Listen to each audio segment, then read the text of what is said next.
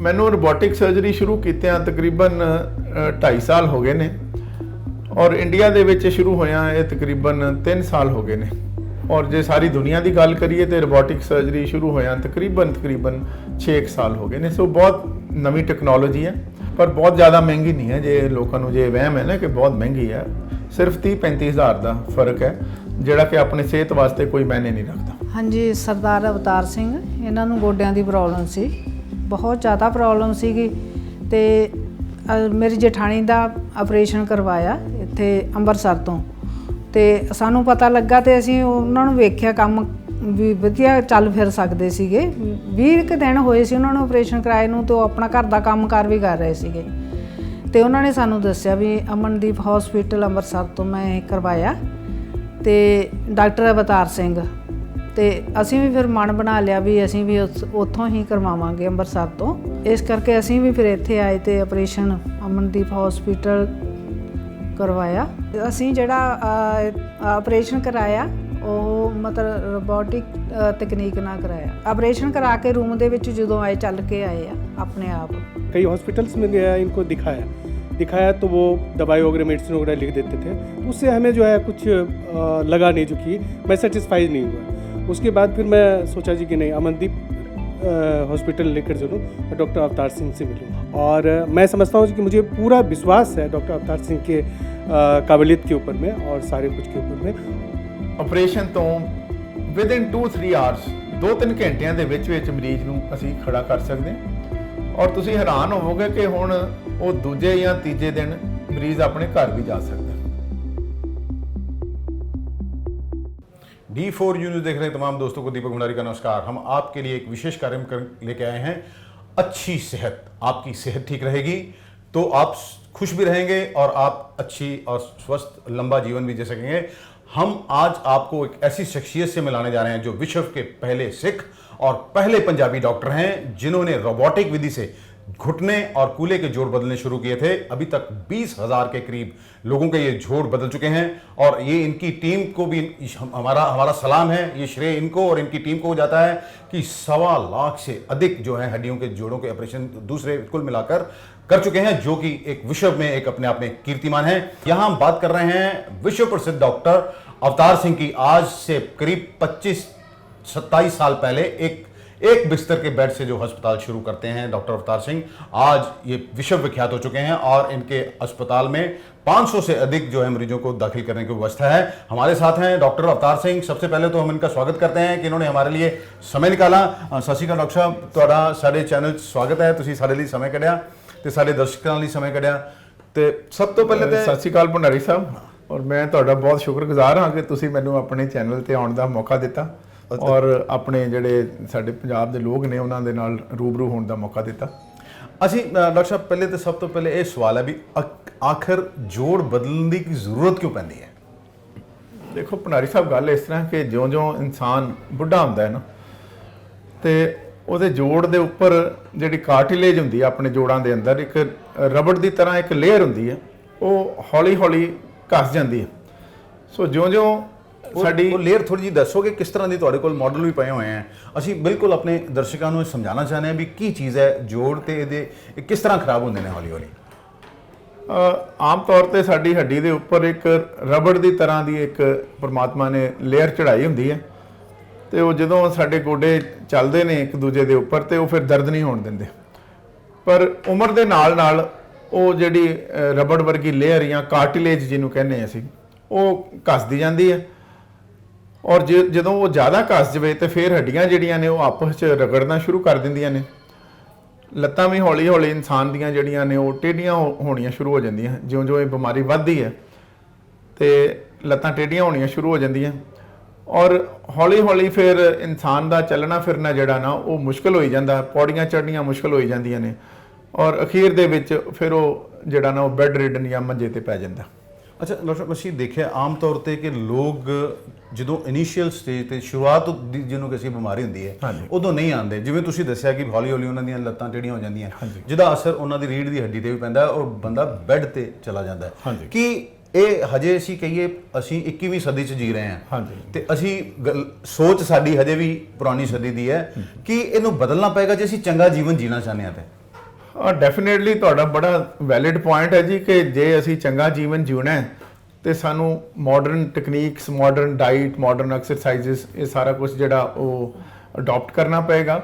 ਮੈਨੂੰ ਯਾਦ ਹੈ ਸਾਡੇ ਦਾਦੀ ਜੀ ਦੇ ਵੇਲੇ ਜਦੋਂ ਬਜ਼ੁਰਗਾਂ ਦੇ ਗੋਡੇ ਖਰਾਬ ਹੁੰਦੇ ਸੀ ਤੇ ਉਹ ਬਹੁਤ ਟੇਢੇ ਬੱਤਖ ਦੀ ਤਰ੍ਹਾਂ ਚੱਲਦੇ ਹੁੰਦੇ ਸੀ, ਉਦੋਂ ਗੋਡੇ ਬਦਲਣ ਦੇ ਆਪਰੇਸ਼ਨ ਨਹੀਂ ਸੀ ਹੁੰਦੇ ਅੱਜ ਤੋਂ 30-40 ਸਾਲ ਪਹਿਲਾਂ। ਔਰ ਸਾਰੇ ਦੇ ਸਾਰੇ ਬਜ਼ੁਰਗ ਜਿਹੜੇ ਸੀ ਨਾ ਉਹ ਮੰਜੀ ਤੇ ਬੈਠੇ ਰਹਿੰਦੇ ਹੁੰਦੇ ਸੀ ਤੇ ਸਿਰਫ ਬਾਥਰੂਮ ਤੱਕ ਹੀ ਉਹ ਤੁਰ ਪਾਉਂਦੇ ਸੀ, ਉਹ ਵੀ ਸੋਟੀ ਦੇ ਸਹਾਰੇ ਦੇ ਨਾਲ। ਪਰ ਜਿਉਂ-ਜਿਉਂ ਟੈਕਨੋਲੋਜੀ ਚੇਂਜ ਹੋਈ, ਲੋਕ ਵੀ ਚੇਂਜ ਹੋ ਰਹੇ ਨੇ, ਟੈਕਨੋਲੋਜੀ ਅਡਾਪਟ ਕਰ ਰਹੇ ਨੇ, ਪਰ ਹਜੇ ਵੀ ਅਮਰੀਕਾ ਜਾਂ ਐਡਵਾਂਸਡ ਕੰਟਰੀਜ਼ ਦੇ ਹਿਸਾਬ ਦੇ ਨਾਲ ਸਾਡੇ ਕੰਟਰੀ ਦੇ ਵਿੱਚ ਅਜੇ ਅਸੀਂ ਪਿੱਛੇ ਹਾਂ। ਜੇ ਅੱਜ ਅਮਰੀਕਾ ਦੀ ਗੱਲ ਕਰੀਏ ਤੇ ਉਹਨਾਂ ਦੀ ਟੋਟਲ ਆਬਾਦੀ ਜਿਹੜੀ ਆ ਉਹ 35 ਕਰੋੜ ਹੈ, ਪਰ ਉੱਥੇ ਹਰ ਸਾਲ 7 ਲੱਖ ਗੋਡਿਆਂ ਦੇ ਆਪਰੇਸ਼ਨ ਹੁੰਦੇ ਆ। ਉਸ ਹਿਸਾਬ ਦੇ ਨਾਲ ਸਾਡੀ ਪੋਪੂਲੇਸ਼ਨ ਜਿਹੜੀ ਉਹਨਾਂ ਤੋਂ 4 ਗੁਣਾ ਹੈ ਤੇ ਸਾਡੇ ਕੰਟਰੀ ਦੇ ਵਿੱਚ 28 ਲੱਖ ਗੋਡਿਆਂ ਦੇ ਆਪਰੇਸ਼ਨ ਹਰ ਸਾਲ ਹੋਣੇ ਚਾਹੀਦੇ ਆ, ਪਰ ਨਹੀਂ ਹੋ ਰਹੇ ਕਿਉਂਕਿ ਲੋਕ ਹਜੇ ਵੀ ਆਪਰੇਸ਼ਨਾਂ ਤੋਂ ਡਰਦੇ ਆ। ਸਾਡੇ ਕੰਟਰੀ ਦੇ ਵਿੱਚ ਤਕਰੀਬਨ 1.25 ਲੱਖ ਜਾਂ 1.5 ਲੱਖ ਗੋਡੇ ਹਰ ਸਾਲ ਬਦਲੇ ਜਾਂਦੇ ਆ ਸਾਰੇ ਕੰਟਰੀ ਦੇ ਵਿੱਚ। ਸੋ ਲੋਕਾਂ ਦੇ ਦਿਮਾਗਾਂ 'ਚ ਅਜੇ ਵੀ ਡਰ ਬੈਠਾ ਹੋਇਆ ਆਪਰੇਸ਼ਨਾਂ ਦਾ। ਤੇ ਉਰਾ ਸਾਹਿਬ ਉਹੀ ਮਤਲਬ ਅਸੀਂ ਆਪਣੇ ਦਰਸ਼ਕਾਂ ਨੂੰ ਦੱਸਣਾ ਚਾਹੁੰਦੇ ਹਾਂ ਵੀ ਆਖਿਰਕਾਰ ਇਹ ਡਰ ਕਿਉਂ ਹੈ ਤੇ ਇਹਨੂੰ ਕਿਸ ਤਰ੍ਹਾਂ ਖਤਮ ਕੀਤਾ ਜਾ ਸਕਦਾ ਹੈ? ਦੇਖੋ, ਡਰ ਜਿਹੜਾ ਨਾ ਉਹਦਾ ਕੋਈ ਨਾ ਕੋਈ ਕਾਰਨ ਤੇ ਜ਼ਰੂਰ ਹੁੰਦਾ। ਅੱਜ ਤੋਂ 20 ਸਾਲ ਪਹਿਲਾਂ ਜਾਂ 15 ਸਾਲ ਪਹਿਲਾਂ ਜਦੋਂ ਅਸੀਂ ਮਰੀਜ਼ ਨੂੰ ਕਹਿਣਾ ਨਾ ਕਿ ਭੈਣ ਜੀ ਜਾਂ ਮਾਤਾ ਜੀ ਤੁਹਾਡਾ ਗੋਡਾ ਖਰਾਬ ਹੋ ਗਿਆ ਤੇ ਇਹਨੂੰ ਬਦਲਣਾ ਪੈਣਾ, ਤੇ ਬਹੁਤਿਆਂ ਦਾ ਜਵਾਬ ਇਹ ਹੁੰਦਾ ਸੀ ਕਿ ਫਲਾਣੇ ਨੇ ਬਦਲਾਇਆ ਸੀ ਸਾਡੇ ਪਿੰਡ ਵਿੱਚ ਜਾਂ ਸਾਡੇ ਮਹੱਲੇ ਦੇ ਵਿੱਚ ਤੇ ਉਹ ਮੰਜੇ ਤੇ ਪੈ ਗਈ, ਉਹ ਤੁਰੀ ਨਹੀਂ। ਸੋ ਡਰ ਡੈਫੀਨੇਟਲੀ ਸੀ। ਉਹਦੇ ਕੁਝ ਕਾਰਨ ਜ਼ਰੂਰ ਸੀ ਭੰਡਾਰੀ ਸਾਹਿਬ, ਔਰ ਉਹਦੇ 'ਚ ਮੇਨ ਕਾਰਨ ਸੀਗਾ ਕਿ ਡਾਕਟਰਸ ਦੀ ਟ੍ਰੇਨਿੰਗ ਨਹੀਂ ਸੀ ਹੁੰਦੀ ਸ਼ੁਰੂ ਦੇ ਵਿੱਚ ਗੋਡਿਆਂ ਦੇ ਜੋੜ ਬਦਲਣ ਦੀ। ਔਰ ਦੂਸਰਾ ਮੇਨ ਕਾਰਨ ਸੀ ਕਿ ਜਿਹੜੀ ਪੁਰਾਣੀ ਟੈਕਨੋਲੋਜੀ ਆ ਜਿਹਨੂੰ ਅਸੀਂ ਮੈਨੂਅਲ ਟੈਕਨੋਲੋਜੀ ਕਹਿੰਦੇ ਆ ਗੋਡੇ ਬਦਲਣ ਦੀ, ਹੋਰ ਵੀ ਕਈਆਂ ਲੋਕਾਂ ਨੇ ਆਪਣੇ ਨਾਂ ਰੱਖ ਲਏ ਆ ਮੈਨੂਅਲ ਟੈਕਨੋਲੋਜੀ, ਪਰ ਉਹ ਬੇਸਿਕਲੀ ਮੈਨੂਅਲ ਟੈਕਨੋਲੋਜੀ ਜਿਹੜੀ ਹੈ ਨਾ ਉਹ ਅੰਦਾਜ਼ੇ ਦੇ ਨਾਲ ਜੋੜ ਬਦਲੇ ਜਾਂਦੇ ਸਨ। ਅੰਦਾਜ਼ੇ ਦੇ ਨਾਲ ਹੀ ਹੱਡੀ ਨੂੰ ਕੱਟ ਲਾਇਆ ਜਾਂਦਾ ਸੀ, ਆਰੀ ਹੁੰਦੀ ਹੈ ਇੱਕ ਹੱਡੀ ਕੱਟਣ ਵਾਲੀ, ਔਰ ਹੱਡੀ ਕੱਟਦਿਆਂ ਕਈ ਵਾਰੀ ਹੱਡੀ ਵੱਧ ਕੱਟੀ ਜਾਂਦੀ ਹੈ, ਕਈ ਵਾਰੀ ਹੱਡੀ ਘੱਟ ਕੱਟੀ ਜਾਂਦੀ ਹੈ, ਕਈ ਵਾਰੀ ਨਾਲ ਮਾਸਪੇਸ਼ੀਆਂ ਵੀ ਕੱਟੀਆਂ ਜਾਂਦੀਆਂ। ਸੋ ਇਹ ਸਾਰੇ ਕਾਰਨ ਹੁੰਦੇ ਸੀ ਜਿਹਦੇ ਕਰਕੇ ਰਿਜ਼ਲਟ ਇੰਨੇ ਵਧੀਆ ਨਹੀਂ ਸੀ ਹੁੰਦੇ। ਔਰ ਪੁਰਾਣੀ ਟੈਕਨੋਲੋਜੀ ਦੇ ਨਾਲ ਬਦਲੇ ਹੋਏ ਜੋੜਾਂ ਦੇ ਵਿੱਚੋਂ 20 ਤੋਂ 25% ਜਿਹੜੇ ਲੋਕ ਸੀ ਉਹ ਹਮੇਸ਼ਾ ਪਰੇਸ਼ਾਨ ਰਹਿੰਦੇ ਸੀ। ਇਹ ਸਾਰੀ ਰਿਸਰਚ ਵੀ ਇਹਦੇ ਤੇ ਹੋ ਚੁੱਕੀ ਹੈ, ਐਨਾਲਿਸਿਸ ਵੀ ਹੋ ਚੁੱਕਾ ਹੈ ਕਿ 20 ਤੋਂ 25% ਲੋਕ ਗੋਡਿਆਂ ਦੇ ਜੋੜ ਬਦਲਾਉਣ ਤੋਂ ਬਾਅਦ ਪਰੇਸ਼ਾਨ ਰਹਿੰਦੇ ਸੀ। ਤੇ ਡਾਕਟਰ ਸਾਹਿਬ ਤੁਸੀਂ ਰੋਬੋਟਿਕ ਸਰਜਰੀ ਕਦੋਂ ਸ਼ੁਰੂ ਕੀਤੀ ਤੇ ਇਹਦਾ ਸਕਸੈਸ ਰੇਟ ਕੀ ਹੈ? ਮੈਨੂੰ ਰੋਬੋਟਿਕ ਸਰਜਰੀ ਸ਼ੁਰੂ ਕੀਤਿਆਂ ਤਕਰੀਬਨ 2.5 ਸਾਲ ਹੋ ਗਏ ਨੇ, ਔਰ ਇੰਡੀਆ ਦੇ ਵਿੱਚ ਸ਼ੁਰੂ ਹੋਇਆ ਇਹ ਤਕਰੀਬਨ 3 ਸਾਲ ਹੋ ਗਏ ਨੇ। ਔਰ ਜੇ ਸਾਰੀ ਦੁਨੀਆ ਦੀ ਗੱਲ ਕਰੀਏ ਤੇ ਰੋਬੋਟਿਕ ਸਰਜਰੀ ਸ਼ੁਰੂ ਹੋਇਆ ਤਕਰੀਬਨ 6 ਸਾਲ ਹੋ ਗਏ ਨੇ। ਸੋ ਬਹੁਤ ਨਵੀਂ ਟੈਕਨੋਲੋਜੀ ਹੈ। ਮੈਂ ਤੁਹਾਨੂੰ ਇੱਕ ਜੋੜ ਬਦਲਣ ਦਾ ਜਾਂ ਗੋਡੇ ਦੇ ਜੋੜ ਬਦਲਣ ਦਾ ਬੇਸਿਕ ਤੁਹਾਨੂੰ ਮੈਂ ਫੰਡਾਮੈਂਟਲ ਦੱਸ ਦੇਵਾਂ। ਜਿਸ ਤਰ੍ਹਾਂ ਆਪਾਂ ਇੱਕ ਕੰਧ ਖੜੀ ਕਰਨੀ ਹੋਵੇ ਤੇ ਜੇ ਤੇ ਉਹ ਕੰਧ ਬਿਲਕੁਲ ਸਿੱਧੀ ਖੜੀ ਹੋਵੇ ਤੇ ਫਿਰ ਉਹ ਕੰਧ ਸਾਰੀ ਉਮਰ ਡਿੱਗਦੀ ਨਹੀਂ। ਜੇ ਉਸ ਕੰਧ ਦੇ ਵਿੱਚ 2, 4, 5 ਡਿਗਰੀ ਦੀ ਗਲਤੀ ਹੋਵੇ ਤੇ ਉਹ ਕੰਧ ਜਿਹੜੀ ਆ ਉਹ ਛੇਤੀ ਡਿੱਗ ਸਕਦੀ। ਇੱਕ ਹੋਰ ਐਗਜ਼ਾਮਪਲ, ਜਿਸ ਤਰ੍ਹਾਂ ਆਪਾਂ ਕਾਰਾਂ ਦੇ ਟਾਇਰ ਜਿਹੜੇ ਨੇ, ਆਪਣੀਆਂ ਕਾਰਾਂ ਦੇ ਟਾਇਰ, ਜੇ ਉਹਨਾਂ ਨੂੰ ਕੰਪਿਊਟਰਾਈਜ਼ਡ ਅਸੀਂ ਬੈਲੈਂਸਿੰਗ ਕਰਾਈਏ, ਕੰਪਿਊਟਰਾਈਜ਼ਡ ਵੀਲ ਬੈਲੈਂਸਿੰਗ ਸਾਰਿਆਂ ਨੂੰ ਪਤਾ, ਤੇ ਫਿਰ ਉਹ ਟਾਇਰ ਜਿਹੜੇ ਨੇ ਉਹ ਘਸਦੇ ਨਹੀਂ ਆ। ਪਰ ਜੇ ਉਹਨਾਂ ਦੀ ਬੈਲੈਂਸਿੰਗ ਠੀਕ ਨਾ ਹੋਵੇ ਤੇ ਫਿਰ ਟਾਇਰ ਜਿਹੜੇ ਨੇ ਉਹ ਛੇਤੀ ਘਸ ਜਾਂਦੇ। ਬਿਲਕੁਲ ਇਹੀ ਜਿਹੜਾ ਫੰਡਾਮੈਂਟਲ ਹੈ ਇਹ ਗੋਡਿਆਂ ਤੇ ਅਪਲਾਈ ਹੁੰਦਾ। ਔਰ ਹੱਡੀਆਂ ਦੇ ਡਾਕਟਰ ਇੱਕ ਤਰੀਕੇ ਨਾਲ ਥੋੜੇ ਜਿਹੇ ਬਦਕਿਸਮਤ ਨੇ ਕਿ ਉਹਨਾਂ ਨੂੰ ਗਲਤੀ ਦੀ ਜ਼ਿਆਦਾ ਗੁੰਜਾਇਸ਼ ਨਹੀਂ ਦਿੱਤੀ ਹੋਈ ਰੱਬ ਨੇ। ਸਿਰਫ 3 ਡਿਗਰੀ ਦੀ ਗਲਤੀ ਅਸੀਂ ਗੋਡੇ ਦੇ ਆਪਰੇਸ਼ਨ ਦੇ ਵਿੱਚ ਕਰ ਸਕਦੇ ਹਾਂ। ਜੇ 3 ਡਿਗਰੀ ਤੋਂ ਵੱਧ ਗਲਤੀ ਰਹਿ ਜਾਏ ਤਾਂ ਉਹ ਗੋਡਾ ਜਿਹੜਾ ਨਾ ਉਹ ਬਹੁਤ ਹੀ ਜਲਦੀ ਜਿਹੜਾ 2-3 ਸਾਲਾਂ ਦੇ ਵਿੱਚ ਉਹ ਫੇਲ ਹੋ ਜਾਂਦਾ। ਤੇ ਡਾਕਟਰ ਸਾਹਿਬ ਇਹ ਤੁਸੀਂ ਜਦੋਂ ਰੋਬੋਟਿਕ ਸਰਜਰੀ ਤੁਸੀਂ ਦੱਸਿਆ ਵੀ 2.5 ਸਾਲ ਪਹਿਲੇ ਸ਼ੁਰੂ ਕੀਤੀ ਸੀ, ਹਾਂਜੀ, ਤੁਸੀਂ ਇਸ ਤੋਂ ਪਹਿਲੇ ਵੀ ਬਹੁਤ ਲੋਕਾਂ ਦੇ ਆਪਰੇਸ਼ਨ ਕੀਤੇ ਹੋਣੇ, ਹਾਂਜੀ, ਤੇ ਕੀ ਡਾਕਟਰ ਸਾਹਿਬ ਉਦੋਂ ਅਸੀਂ ਮੰਨੀਏ, ਲੋਕਾਂ ਦਾ ਇਹ ਸਵਾਲ ਜ਼ਰੂਰ ਹੋਏਗਾ ਕਿ ਕੀ ਅਸੀਂ ਮੰਨੀਏ ਕਿ ਉਦੋਂ ਆਪਰੇਸ਼ਨ ਠੀਕ ਨਹੀਂ ਸੀ ਹੋ ਪਾਉਂਦੇ? ਨਹੀਂ, ਐਗਜ਼ੈਕਟਲੀ ਇਸ ਤਰ੍ਹਾਂ ਨਹੀਂ ਹੁੰਦਾ। ਜਦੋਂ ਬਿਨਾਂ ਰੋਬੋਟ ਤੋਂ ਵੀ ਗੋਡਾ ਬਦਲੀਦਾ ਨਾ ਤੇ 80% ਲੋਕਾਂ ਦੇ ਗੋਡੇ ਠੀਕ ਹੋ ਜਾਂਦੇ ਆ, ਪਰ 20% ਲੋਕਾਂ ਦੇ ਗੋਡੇ ਪੂਰੇ ਠੀਕ ਨਹੀਂ ਹੁੰਦੇ। ਸੋ ਮੈਂ ਇਸੇ ਹੀ ਡਰ ਤੋਂ ਬਚਣ ਲਈ ਮੈਂ 2005 ਦੇ ਵਿੱਚ ਇੱਕ ਜਿਹੜੀ ਉਦੋਂ ਲੇਟੈਸਟ ਟੈਕਨੋਲੋਜੀ ਉਹਨੂੰ ਨੈਵੀਗੇਸ਼ਨ ਕਿਹਾ ਜਾਂਦਾ ਸੀ, ਨੈਵੀਗੇਸ਼ਨ। ਉਹ ਨੈਵੀਗੇਸ਼ਨ ਮੈਂ ਲੈ ਕੇ ਆਇਆ ਸੀ ਨਾਰਥ ਇੰਡੀਆ ਦੇ ਵਿੱਚ ਪਹਿਲੀ ਵਾਰੀ ਅਮਨਦੀਪ ਹਸਪਤਾਲ ਅੰਮ੍ਰਿਤਸਰ ਦੇ ਵਿੱਚ। ਉਹ ਬਹੁਤ ਕਾਮਯਾਬ ਟੈਕਨੋਲੋਜੀ ਸੀ। ਹੁਣ ਨੈਵੀਗੇਸ਼ਨ ਨੂੰ ਹੀ ਫਰਦਰ ਡਿਵੈਲਪ ਕਰਕੇ ਸਾਇੰਟਿਸਟ ਨੇ ਉਹਨੂੰ ਰੋਬੋਟਿਕ ਦੇ ਵਿੱਚ ਕਨਵਰਟ ਕਰ ਦਿੱਤਾ। ਸੋ ਰੋਬੋਟਿਕ ਜਿਹੜੀ ਹੈ ਉਹ ਬਹੁਤ ਐਡਵਾਂਸ ਟੈਕਨੋਲੋਜੀ ਹੈ ਗੋਡਿਆਂ ਦੇ ਬਦਲਣ ਵਾਸਤੇ। ਤੇ ਡਾਕਟਰ ਸਾਹਿਬ ਫਿਰ ਜ਼ਾਹਿਰ ਹੈ ਕਿ ਸਾਡੇ ਦਰਸ਼ਕਾਂ ਦਾ ਇਹ ਸਵਾਲ ਵੀ ਹੋਏਗਾ ਵੀ ਰੋਬੋਟਿਕ ਤੁਸੀਂ ਕਰ ਰਹੇ ਹੋ, ਇਕਲੌਤੇ ਸਰਜਨ ਹੋ ਇੱਥੇ ਪੂਰੇ ਪੰਜਾਬ 'ਚ। ਤੁਸੀਂ 5-6 ਲੋਕ ਸੀ ਜਦੋਂ ਵਰਲਡ 'ਚ ਟੈਕਨੀਕ ਸ਼ੁਰੂ ਹੋਈ ਸੀਗੀ, ਮੇਰਾ ਖਿਆਲ 4 ਜਾਂ 5 ਲੋਕਾਂ ਸੀਗੇ, ਉਹਨਾਂ 'ਚ ਤੁਸੀਂ ਇੱਕ ਸੀਗੇ। ਫਿਰ ਇਹ ਆਮ ਆਪਰੇਸ਼ਨ ਨਾਲੋਂ ਜਿਹੜੇ ਕਰਦੇ ਆ ਦੂਸਰੇ, ਉਹਦੇ ਨਾਲੋਂ ਮਹਿੰਗਾ ਹੋਏਗਾ? ਡੈਫੀਨੇਟਲੀ ਜਿਹੜੇ ਮੈਨੂਅਲ ਟੈਕਨੋਲੋਜੀ ਨਾਲ ਆਪਰੇਸ਼ਨ ਆਮ ਹਸਪਤਾਲਾਂ ਦੇ ਵਿੱਚ ਹੁੰਦੇ ਨੇ, ਉਹਦੇ ਨਾਲੋਂ ਰੋਬੋਟਿਕ ਸਰਜਰੀ ਜਿਹੜੀ ਆ ਉਹ ਥੋੜੀ ਜਿਹੀ ਮਹਿੰਗੀ ਆ, ਪਰ ਬਹੁਤ ਜ਼ਿਆਦਾ ਮਹਿੰਗੀ ਨਹੀਂ ਹੈ। ਜੇ ਲੋਕਾਂ ਨੂੰ ਜੇ ਵਹਿਮ ਹੈ ਨਾ ਕਿ ਬਹੁਤ ਮਹਿੰਗੀ ਹੈ, ਸਿਰਫ 30-35 ਹਜ਼ਾਰ ਦਾ ਫਰਕ ਹੈ, ਜਿਹੜਾ ਕਿ ਆਪਣੀ ਸਿਹਤ ਵਾਸਤੇ ਕੋਈ ਮਾਇਨੇ ਨਹੀਂ ਰੱਖਦਾ। ਓਕੇ। ਅੱਛਾ ਡਾਕਟਰ ਸਾਹਿਬ, ਧਾਰਨਾ ਹੈ ਇੱਕ ਲੋਕਾਂ 'ਚ ਵੀ ਕਈ ਵਾਰੀ ਬੜੇ ਸਵਾਲ ਹੁੰਦੇ ਨੇ, ਤੁਹਾਨੂੰ ਪੁੱਛਦੇ ਹੋਣੇ ਲੋਕ ਕਿ ਆਪਰੇਸ਼ਨ ਤੋਂ ਬਾਅਦ ਕੀ ਅਸੀਂ ਚੱਲ ਪਾਵਾਂਗੇ ਕਿ ਨਹੀਂ ਚੱਲ ਪਾਵਾਂਗੇ? ਹਾਂ, ਡੈਫੀਨੇਟਲੀ ਜੇ ਮੈਂ ਵੀ ਆਪਰੇਸ਼ਨ ਕਰਾਉਣਾ ਹੋਵੇ ਤੇ ਮੈਂ ਡਾਕਟਰ ਨਾ ਹੋਵਾਂ ਤੇ ਮੈਂ ਵੀ ਆਪਣੇ ਡਾਕਟਰ ਸਾਹਿਬ ਨੂੰ ਇਹੀ ਸਵਾਲ ਪੁੱਛਾਂਗਾ ਕਿ ਡਾਕਟਰ ਸਾਹਿਬ ਕਿਤੇ ਮੁੜ ਕੇ ਮੰਜੇ ਤੇ ਨਹੀਂ ਲੰਬੇ ਪੈ ਜਾਊਗਾ ਆਪਰੇਸ਼ਨ ਤੋਂ ਬਾਅਦ। ਪਰ ਇਸ ਤਰ੍ਹਾਂ ਨਹੀਂ ਹੁੰਦਾ, ਕਿਉਂਕਿ ਇਹ ਜਿਹੜੀ ਟੈਕਨੋਲੋਜੀ ਹੈ ਨਾ ਭੰਡਾਰੀ ਸਾਹਿਬ, ਇਹ ਇੰਨੀ ਕੁ ਐਡਵਾਂਸਡ ਹੈ ਵੀ ਇਹਦੇ ਵਿੱਚ ਬੰਦੇ ਦੇ ਗਲਤੀ ਦੀ ਕੋਈ ਗੁੰਜਾਇਸ਼ ਨਹੀਂ ਰਹਿੰਦੀ, ਮੈਨੂਅਲ ਗਲਤੀ ਦੀ ਕੋਈ ਗੁੰਜਾਇਸ਼ ਨਹੀਂ ਰਹਿੰਦੀ। ਕਿਉਂਕਿ ਇਹਦੇ 'ਚ ਬੇਸਿਕ ਜਿਹੜਾ ਰੋਬੋਟਿਕ ਆ ਉਹ ਕੰਮ ਕਿਸ ਤਰ੍ਹਾਂ ਕਰਦਾ, ਮੈਂ ਉਹਦੇ ਬਾਰੇ ਤੁਹਾਨੂੰ ਥੋੜਾ ਸਮਝਾਊਂਗਾ। ਜਦੋਂ ਆਪਰੇਸ਼ਨ ਸ਼ੁਰੂ ਕਰੀਦਾ ਉਹ ਆਮ ਵਾਂਗ ਹੀ ਸ਼ੁਰੂ ਕਰੀਦਾ, ਪਰ ਚੀਰਾ ਜਿਹੜਾ ਉਹ ਆਮ ਨਾਲੋਂ 20% ਘੱਟ ਹੁੰਦਾ। ਫਿਰ ਰੋਬੋਟ ਜਿਹੜਾ ਨਾ ਉਹ ਆਪਣੇ ਹੱਥ ਦੇ ਨਾਲ ਹਰ ਇੱਕ ਮਰੀਜ਼ ਦੇ ਗੋਡੇ ਦੀ ਇੱਕ 3D ਤਸਵੀਰ ਬਣਾਉਂਦਾ ਸਕਰੀਨ ਦੇ ਉੱਤੇ। ਸੋ ਜਦੋਂ 3D ਸਕਰੀਨ ਦੇ ਉੱਤੇ ਫੋਟੋ ਬਣ ਜਾਂਦੀ ਹੈ, ਉਹ ਤੁਹਾਡੇ ਗੋਡੇ ਦੀ ਅਲੱਗ ਸਾਈਜ਼ ਆ, ਮੇਰੇ ਗੋਡੇ ਦਾ ਅਲੱਗ ਸਾਈਜ਼ ਆ, ਸ਼ੇਪ ਵੀ ਵੱਖਰਾ, ਇਸ ਤਰ੍ਹਾਂ ਹਰ ਇੱਕ ਇਨਸਾਨ ਦੀ ਵੱਖਰੀ ਵੱਖਰੀ ਸ਼ੇਪ ਹੁੰਦੀ ਹੈ। ਸੋ ਐਗਜ਼ੈਕਟ ਉਸ ਸ਼ੇਪ ਦੀ 3D ਦੇ ਨਾਲ ਇੱਕ ਪਿਕਚਰ ਬਣ ਜਾਂਦੀ ਹੈ। ਉਹ ਹੈਗੀ ਤੁਹਾਡੇ ਕੋਲ? ਜੇ ਹੈਗੀ ਹਾਂਜੀ, ਡੈਫੀਨੇਟਲੀ ਹੈਗੀ। ਕੈਮਰਾਮੈਨ ਨੂੰ ਕਹਾਂਗੇ ਦਿਖਾਏਗਾ ਜਰਾ। ਉਹ ਤਸਵੀਰ ਬਣਦੀ ਕਿਸ ਤਰ੍ਹਾਂ ਮੈਂ ਤੁਹਾਨੂੰ ਉਹ ਵੀ ਦਿਖਾ ਸਕਦਾ। ਇਹ ਜਿਹੜੀ ਤੁਸੀਂ ਪੈਨਸਲ ਦੇਖ ਰਹੇ ਹੋ, ਇਹ ਦਰਅਸਲ ਰੋਬੋਟ ਦਾ ਇੱਕ ਪਾਰਟ ਹੈ ਜਿਹੜਾ ਸਰਜਨ ਦੇ ਹੱਥ 'ਚ ਹੀ ਹੁੰਦਾ ਹੈ। ਔਰ ਸਰਜਨ ਜਿਹੜਾ ਇਹਦੇ ਨਾਲ ਹੱਡੀ ਨੂੰ ਟੱਚ ਕਰਦਾ ਰਹਿੰਦਾ, ਔਰ ਰੋਬੋਟ ਜਿਹੜਾ ਤਕਰੀਬਨ 1 ਮਿੰਟ ਦੇ ਵਿੱਚ ਉਸ ਗੋਡੇ ਦੀ ਪਰਫੈਕਟ 3D ਪਿਕਚਰ ਸਕਰੀਨ ਤੇ ਬਣਾ ਦਿੰਦਾ। ਔਰ ਉਸ ਤੋਂ ਬਾਅਦ ਫਿਰ ਸਕਰੀਨ ਦੇ ਉੱਤੇ ਹੀ ਰੋਬੋਟ ਦੀ ਹੈਲਪ ਦੇ ਨਾਲ ਹੀ ਅਸੀਂ ਪਲੈਨਿੰਗ ਕਰੀਦੀ ਹੈ। ਗੋਡੇ ਦਾ ਸਾਈਜ਼ ਕੀ ਹੈ, ਗੋਡੇ ਦੀ ਸ਼ੇਪ ਕੀ ਹੈ, ਹੱਡੀ ਨੂੰ ਕਿੰਨਾ ਘਸਾਣਾ ਹੈ, ਇਹ ਸਾਰਾ ਕੁਝ ਸਕਰੀਨ ਦੇ ਉੱਤੇ ਅਸੀਂ 360 ਡਿਗਰੀ ਅਸੀਂ ਉਸ ਗੋਡੇ ਨੂੰ ਘੁਮਾ ਕੇ ਦੇਖ ਸਕਦੇ ਹਾਂ। ਔਰ ਜਦੋਂ ਇਹ ਪਲੈਨਿੰਗ ਹੋ ਗਈ, ਫਿਰ ਗੋਡੇ ਦੇ ਵਿੱਚ ਗੈਪ ਕਿੰਨਾ ਰੱਖਣਾ ਹੈ ਉਹ ਵੀ ਜਿਹੜਾ ਰੋਬੋਟ ਹੈ ਨਾ ਉਹਦੀ ਹੈਲਪ ਦੇ ਨਾਲ ਹੀ ਕਰੀਦਾ। ਤੁਸੀਂ ਇਸ ਪਿਕਚਰ 'ਚ ਦੇਖ ਰਹੇ ਹੋ ਕਿ ਗੈਪਸ ਜਿਹੜੇ ਨੇ ਉਹ ਘਟਾ ਵਧਾ ਸਕਦੇ ਆ। ਤੁਸੀਂ ਗੋਡੇ ਨੂੰ ਕਿੱਥੇ ਬੈਸਟ ਕਿੱਥੇ ਪਲੇਸਮੈਂਟ ਉਹਦੀ ਹੁੰਦੀ ਆ ਉਹ ਇੱਥੋਂ ਡਿਸਾਈਡ ਕਰ ਸਕਦੇ ਹੋ। ਸੋ ਵਰਚੁਅਲੀ ਹੁੰਦਾ ਕਿ ਇੱਕ 3D ਮਾਡਲ ਸਕਰੀਨ ਤੇ ਬਣਾ ਲਈਦਾ, ਔਰ ਫਿਰ ਉਸ 3D ਮਾਡਲ ਤੇ ਜਿਸ ਤਰ੍ਹਾਂ ਕੰਪਿਊਟਰਾਈਜ਼ਡ ਗੇਮ ਹੁੰਦੀਆਂ ਨੇ, ਉਹ 3D ਮਾਡਲ ਤੇ ਅਸੀਂ ਪਲੇ ਕਰਕੇ ਤਕਰੀਬਨ 2-3 ਮਿੰਟ ਦੇ ਵਿੱਚ ਇਹ ਫੈਸਲਾ ਕਰ ਲਈਦਾ ਕਿ ਇਸ ਮਰੀਜ਼ ਦੀ ਹੱਡੀ ਕਿੰਨੀ ਕੁ ਘਸਾਉਣੀ ਹੈ, ਇਸ ਦੇ ਮਸਲਸ ਜਿਹੜੇ ਆ ਉਹ ਕਿਸ ਤਰ੍ਹਾਂ ਐਡਜਸਟ ਕਰਨੇ ਨੇ, ਔਰ ਫਾਈਨਲ ਜਿਹੜਾ ਰਿਜ਼ਲਟ ਹੈ ਉਹ ਕਿਸ ਤਰ੍ਹਾਂ ਦਾ ਹੋਣਾ। ਸੋ ਜਦੋਂ ਇਹ ਪਲੈਨਿੰਗ ਫਾਈਨਲ ਹੋ ਗਈ, ਫਿਰ ਤੁਸੀਂ ਹੈਰਾਨ ਹੋਵੋਗੇ ਕਿ ਇਸ ਟੈਕਨੋਲੋਜੀ ਦੇ ਵਿੱਚ ਹੱਡੀ ਕੱਟਣ ਦੀ ਲੋੜ ਨਹੀਂ ਹੁੰਦੀ। ਤੁਸੀਂ ਜਿਸ ਤਰ੍ਹਾਂ ਹੁਣ ਇਸ ਸਕਰੀਨ ਤੇ ਦੇਖ ਸਕਦੇ ਹੋ ਬਈ ਆਮ ਗੋਡੇ ਦੇ ਵਿੱਚ ਜਦੋਂ ਪੁਰਾਣੀ ਟੈਕਨੋਲੋਜੀ ਨਾਲ ਗੋਡਾ ਬਦਲੀਦਾ ਨਾ ਤੇ ਉਹ ਹੱਡੀ ਕੱਟੀ ਦੀ ਆ ਔਰ ਉਹ ਅੰਨ੍ਹੇਵਾਹ ਕੱਟੀ ਜਾਂਦੀ, ਪਤਾ ਨਹੀਂ ਲੱਗਦਾ ਘੱਟ ਕੱਟੀ ਵੱਧ ਕੱਟੀ। ਪਰ ਇਹਦੇ ਵਿੱਚ ਜਿੰਨੀ ਪਲੈਨਿੰਗ ਕੀਤੀ ਹੈ ਨਾ ਤੁਸੀਂ 3D ਸਕਰੀਨ ਤੇ, ਉਨੀ ਹੱਡੀ ਇਹ ਕੰਪਿਊਟਰ ਦਾ ਹੈਂਡਲ ਜਿਹੜਾ ਇਹ ਸਰਜਨ ਦੇ ਹੱਥ ਦੇ ਵਿੱਚ ਹੁੰਦਾ, ਔਰ ਅਸੀਂ ਹੱਡੀ ਨੂੰ ਜਦੋਂ ਟੱਚ ਕਰਦੇ ਹਾਂ ਤੇ ਉਹ ਰੋਬੋਟ ਨੇ ਉਨੀ ਹੀ ਹੱਡੀ ਘਸਾਉਣੀ ਆ ਜਿੰਨੀ ਆਪਾਂ ਪਲਾਨ ਕੀਤੀ ਹੈ।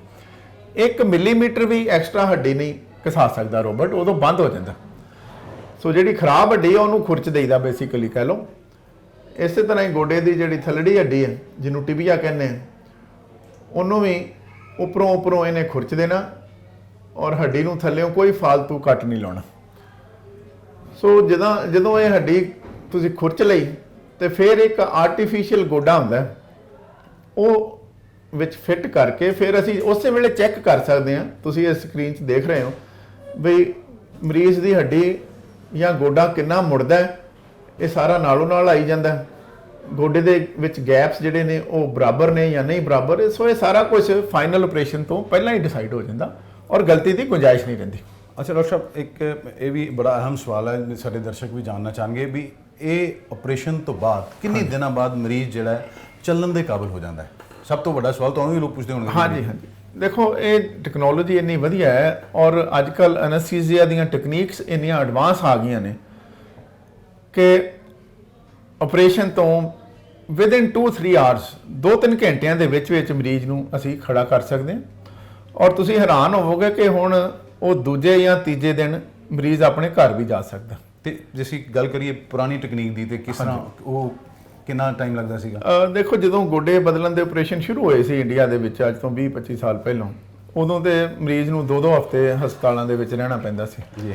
ਪਰ ਅੱਜ ਵੀ ਜਦੋਂ ਮੈਨੂਅਲ ਟੈਕਨੋਲੋਜੀ ਨਾਲ ਆਪਰੇਸ਼ਨ ਹੁੰਦੇ ਨੇ ਤੇ ਤਕਰੀਬਨ 7 ਕੁ ਦਿਨ ਹਸਪਤਾਲਾਂ ਦੇ ਵਿੱਚ ਰਹਿਣਾ ਪੈਂਦਾ। ਅੱਛਾ ਡਾਕਟਰ ਸਾਹਿਬ, ਜੇ ਅਸੀਂ ਦੋਨਾਂ ਜੋੜਾਂ ਦਾ ਕੰਪੈਰੀਜ਼ਨ ਕਰੀਏ, ਰੋਬੋਟਿਕ ਜਿਹੜੀ ਟੈਕਨੀਕ ਹੈ ਤੁਸੀਂ ਤੇ ਦੂਸਰੀ ਟੈਕਨੀਕ ਹੈ ਜਿਹੜੀ ਮੈਨੂਅਲ ਟੈਕਨੀਕ ਹੈ, ਹਾਂਜੀ, ਇਹਨਾਂ ਦੋਨਾਂ ਦੇ ਜੋੜਾਂ ਦੀ ਲਾਈਫ ਕਿੰਨੀ ਹੁੰਦੀ ਹੈ? ਬਹੁਤ ਵਧੀਆ ਸਵਾਲ ਹੈ ਭੰਡਾਰੀ ਸਾਹਿਬ ਕਿ ਲਾਈਫ ਜਿਹੜੀ ਹੈ ਉਹ ਕਿੰਨੀ ਹੁੰਦੀ ਹੈ। ਜੇ ਅਸੀਂ ਐਡਵਾਂਸ ਟੈਕਨੋਲੋਜੀ ਯੂਜ਼ ਕਰੀਏ ਜਿਸ ਤਰ੍ਹਾਂ ਰੋਬੋਟਿਕ ਟੈਕਨੋਲੋਜੀ ਹੈ ਔਰ ਲੇਟੈਸਟ ਆਕਸੀਨੀਅਮ ਇੱਕ ਜ਼ਰਕੋਨੀਅਮ ਮੈਟਲ ਹੁੰਦੀ ਹੈ ਬਲੈਕ ਕਲਰ ਦੀ, ਜੇ ਉਹ ਯੂਜ਼ ਕਰੀਏ ਤੇ ਫਿਰ ਅਸੀਂ ਮਰੀਜ਼ ਨੂੰ ਕਹਿ ਸਕਦੇ ਹਾਂ ਕਿ ਤੁਹਾਡਾ ਜਿਹੜਾ ਜੋੜ ਹੈ ਇਹ ਤੁਹਾਡੀ ਸਾਰੀ ਉਮਰ ਕੱਟ ਸਕਦਾ, ਮਤਲਬ 30 ਸਾਲ 40 ਸਾਲ ਆਰਾਮ ਦੇ ਨਾਲ ਚੱਲ ਸਕਦੇ, ਅਸੀਂ ਇਹ ਦਾਅਵੇ ਨਾਲ ਕਹਿ ਸਕਦੇ ਹਾਂ ਕਿਉਂਕਿ ਅਲਾਈਨਮੈਂਟ ਦੇ ਵਿੱਚ ਕੋਈ ਗਲਤੀ ਨਹੀਂ ਹੋਣੀ, ਬਿਲਕੁਲ ਜ਼ੀਰੋ ਐਰਰ ਹੁੰਦੀ ਹੈ ਇਹਦੀ ਅਲਾਈਨਮੈਂਟ ਦੇ ਵਿੱਚ। ਜੇ ਅਲਾਈਨਮੈਂਟ ਤੇ ਗਲਤੀ ਨਹੀਂ ਹੈ, ਤੁਹਾਡੇ ਬੈਲੈਂਸਿੰਗ 'ਚ ਕੋਈ ਗਲਤੀ ਨਹੀਂ ਹੈ ਔਰ ਜੇ ਤੁਸੀਂ ਮੈਟਲ ਵਧੀਆ ਪਾਈ ਹੋਈ ਹੈ ਤੇ ਸਵਾਲ ਹੀ ਨਹੀਂ ਪੈਦਾ ਹੁੰਦਾ ਕਿ ਗੋਡਾ ਛੇਤੀ ਫੇਲ ਹੋ ਜਾਏ। ਅੱਛਾ, ਇੱਕ ਹੋਰ ਦਰਸ਼ਕ ਸਵਾਲ ਹੈ ਕਿ ਇਹ ਬਿਮਾਰੀ ਜਿਹੜੀ ਹੈ, ਹਾਂਜੀ, ਗੋਡੇ ਖਰਾਬ ਹੁੰਦੀ ਆ, ਹੋਰ ਕੁੱਲ ਖਰਾਬ ਹੁੰਦੇ ਕਿਉਂ ਹੈ? ਗੋਡੇ ਦਾ ਜੋੜ ਤੇ ਆਪਾਂ ਚੂਲੇ ਦਾ ਜੋੜ। ਦੇਖੋ ਇਨਸਾਨ ਜਿਹੜਾ ਹੈ ਨਾ ਉਹਦੀਆਂ 2 ਹੀ ਲੱਤਾਂ ਨੇ, ਸੋ ਇੱਕ ਸਟੈਂਡਿੰਗ ਪੋਸਚਰ ਹੈ, ਸਾਨੂੰ 2 ਲੱਤਾਂ ਤੇ ਤੁਰਨਾ ਪੈਂਦਾ। ਸੋ ਕੁਦਰਤ ਨੇ ਰੰਗ ਇਦਾਂ ਦਾ ਰੂਪ, ਮਤਲਬ ਬੰਦੇ ਦੀ ਬਾਡੀ ਇਸ ਤਰ੍ਹਾਂ ਦੀ ਬਣਾਈ ਹੈ ਕਿ ਜਿਉਂ-ਜਿਉਂ ਅਸੀਂ ਉਮਰ ਵਧੀ ਜਾਣੀ ਹੈ, ਜੇ ਸਾਡਾ weight ਵੀ ਉਹਦੇ ਨਾਲ, ਸਾਡਾ ਭਾਰ ਵੀ ਵੱਧਦਾ ਗਿਆ ਤੇ ਫਿਰ ਗੋਡਿਆਂ ਦਾ ਜਿਹੜਾ ਅੰਦਰਲਾ ਹਿੱਸਾ ਨਾ ਉਹਦੀ ਰਬੜ ਜਾਂ ਕਾਰਟਿਲੇਜ ਘਸ ਜਾਂਦੀ ਹੈ, ਹੱਡੀਆਂ ਆਪਸ 'ਚ ਰਗੜਨੀਆਂ ਸ਼ੁਰੂ ਹੋ ਜਾਂਦੀਆਂ ਔਰ ਦਰਦ ਕਰਨੀਆਂ ਸ਼ੁਰੂ ਹੋ ਜਾਂਦੀਆਂ। ਤੇ ਡਾਕਟਰ ਸਾਹਿਬ, ਇਹ ਜਿਹੜੀ ਬਿਮਾਰੀ ਹੈ, ਅਸੀਂ ਗੱਲ ਕਰੀਏ ਲੇਡੀਜ਼ ਜ਼ਿਆਦਾ ਹੈ ਤੇ ਜਾਂ ਮੇਲਸ ਜ਼ਿਆਦਾ ਹੈ? 55 ਸਾਲ ਦੀ ਉਮਰ ਤੋਂ ਪਹਿਲਾਂ ਲੇਡੀਜ਼ ਦੇ ਵਿੱਚ ਥੋੜੀ ਜੀ ਬੰਦਿਆਂ ਦੇ ਨਾਲੋਂ ਜ਼ਿਆਦਾ ਹੁੰਦੀ ਹੈ, ਪਰ 55 ਸਾਲ ਤੋਂ ਬਾਅਦ ਦੋਵਾਂ ਦੇ ਵਿੱਚ ਜਿਹੜੀ ਹੈ ਨਾ ਉਹ ਇੱਕੋ ਜੀ ਪਰਸੈਂਟੇਜ ਆ ਜਾਂਦੀ ਹੈ, ਕੋਈ ਬਹੁਤਾ ਫਰਕ ਨਹੀਂ ਰਹਿ ਜਾਂਦਾ। ਅੱਛਾ ਡਾਕਟਰ ਸਾਹਿਬ, ਜਿਵੇਂ ਬਹੁਤ ਸਾਰੀਆਂ ਬਿਮਾਰੀਆਂ ਹੁਣ ਪਹਿਲੇ ਦੇਖਿਆ ਸੀਗਾ, ਜਿਵੇਂ ਅਸੀਂ ਕਿਸੇ ਹੋਰ ਚੀਜ਼ ਦੀ ਗੱਲ ਕਰੀਏ, ਉਹ ਯੰਗ ਏਜ 'ਚ ਨਹੀਂ ਸੀ ਹੁੰਦੀਆਂ। ਹਾਂਜੀ, ਕਿਆ ਜੋੜਾਂ ਦੀ ਜਿਹੜੀ ਬਿਮਾਰੀ ਹੈ ਹੁਣ ਯੰਗ ਏਜ 'ਚ ਹੋਣ ਲੱਗੀ ਹੈ, ਤੇ ਜੇ ਹੋਣ ਲੱਗੀ ਤੇ ਕਿਉਂ? ਅਨਫੋਰਚੂਨੇਟਲੀ ਜਿਹੜੀ ਤੁਸੀਂ ਗੱਲ ਕਹਿ ਰਹੇ ਹੋ ਬਿਲਕੁਲ ਠੀਕ ਹੈ ਕਿ ਗੋਡਿਆਂ ਦੇ ਜੋੜ ਹੁਣ ਅਸੀਂ 35 ਸਾਲ 40 ਸਾਲ 45 ਸਾਲ ਦੇ ਵੀ ਮਰੀਜ਼ਾਂ ਦੇ ਵਿੱਚ ਦੇਖਦੇ ਹਾਂ ਔਰ ਕਾਫੀ ਐਡਵਾਂਸ ਸਟੇਜ ਤੇ ਪਹੁੰਚ ਚੁੱਕੀ ਹੁੰਦੀ ਹੈ ਔਰ ਕਾਫੀ ਸਾਰੇ ਮਰੀਜ਼ ਜਿਹੜੇ ਨੇ ਉਹਨਾਂ ਦੇ ਗੋਡੇ ਬਦਲਣ ਦੀ ਲੋੜ 40-45 ਸਾਲ ਦੀ ਉਮਰ ਤੱਕ ਹੀ ਪੈਣੀ ਸ਼ੁਰੂ ਹੋ ਗਈ ਹੈ। That is very unfortunate. ਉਹਦਾ ਮੇਨ ਰੀਜ਼ਨ ਇਹ ਹੈਗਾ ਕਿ ਸਾਡਾ ਲਾਈਫ ਸਟਾਈਲ ਚੇਂਜ ਹੋ ਗਿਆ, ਖਾਸ ਕਰਕੇ ਜਿਹੜੇ ਸ਼ਹਿਰੀ ਮਰੀਜ਼ ਨੇ, ਹੌਲੀ ਹੌਲੀ ਪਿੰਡਾਂ 'ਚ ਵੀ ਇਹ ਜਿਹੜੀ ਹੈ ਵੱਧ ਰਹੀ ਹੈ ਪ੍ਰਥਾ। ਉਹਦਾ ਕਾਰਨ ਇਹ ਹੈ ਕਿ ਫॉर ਐਗਜ਼ਾਮਪਲ ਅੱਜ ਤੋਂ 30 ਸਾਲ ਪਹਿਲਾਂ 40 ਸਾਲ ਪਹਿਲਾਂ ਘਰਾਂ ਦਾ ਸਾਰਾ ਕੰਮ ਸਾਡੀਆਂ ਲੇਡੀਜ਼ ਜਾਂ ਆਪ ਖੁਦ ਲੋਕ ਕਰਦੇ ਹੁੰਦੇ ਸੀ। ਹੁਣ ਹੌਲੀ ਹੌਲੀ ਸਮਾਂ ਚੇਂਜ ਹੋ ਗਿਆ, ਐਫਲੂਐਂਸ ਆ ਗਈ, ਲਾਈਫ ਸਟਾਈਲ ਚੇਂਜ ਹੋ ਗਏ, ਡਾਈਟ ਚੇਂਜ ਹੋ ਗਈ, ਫਾਸਟ ਫੂਡ ਆ ਗਏ, ਐਕਸਰਸਾਈਜ਼ ਦਾ ਜਿਹੜਾ ਸੀਗਾ ਉਹ ਆਦਤ ਹੀ ਨਹੀਂ ਰਹਿ ਗਈ ਲੋਕਾਂ ਨੂੰ, ਘਰਾਂ ਦੇ ਕੰਮ ਕਰਨ ਦੀ ਆਦਤ ਘਟ ਗਈ ਔਰ ਡਾਈਟ ਚੇਂਜ ਹੋਣ ਦੇ ਨਾਲ ਸਾਡੇ ਜਿਹੜੇ ਭਾਰ ਹੈ ਉਹ ਵੱਧ ਗਏ। ਸੋ ਇਹਨਾਂ ਸਾਰੀਆਂ ਚੀਜ਼ਾਂ ਦਾ ਜਿਹੜਾ ਐਂਡ ਰਿਜ਼ਲਟ ਹੈ ਨਾ ਉਹ ਸਾਡੇ ਜੋੜਾਂ ਤੇ ਪੈਂਦਾ, ਆਰਥਰਾਈਟਸ ਹੋ ਜਾਂਦਾ। ਡਾਕਟਰ ਸਾਹਿਬ, ਤੁਸੀਂ ਬੜੇ ਵਿਸਤਾਰ ਨਾਲ ਚੰਗੇ ਤਰੀਕੇ ਨਾਲ ਸਮਝਾਤਾ। ਤੁਸੀਂ ਇਸ ਤੋਂ ਇਲਾਵਾ ਕੁਝ ਹੋਰ ਮੈਸੇਜ ਦੇਣਾ ਚਾਹੋ ਸਾਰੇ ਦਰਸ਼ਕਾਂ ਨੂੰ?